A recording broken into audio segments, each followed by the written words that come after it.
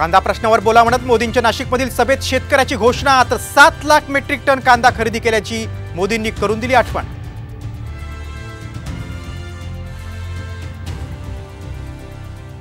कांद्याला किमान आधारभूत किंमत द्या, छगन भुजबळांचं पंतप्रधान नरेंद्र मोदींना पत्र। निर्यात बंदीमुळे शेतकऱ्यांमध्ये सरकार विरोधात संताप असल्याचा उल्लेख।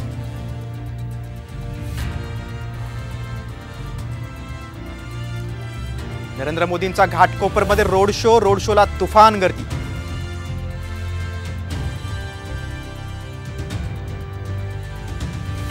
महाराजांच्या अपमानाचा विचारही मनात नाही, जिरेटोप वादावर पटेलांचं स्पष्टीकरण।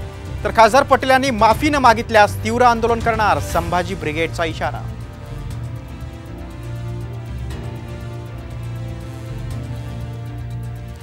आणि घाटकोपर होर्डिंग दुर्घटनेत आणखी एकाचा मृत्यू, मृतांची संख्या 17 वर, आणखी 10 ते 12 जण अडकल्याची भीती।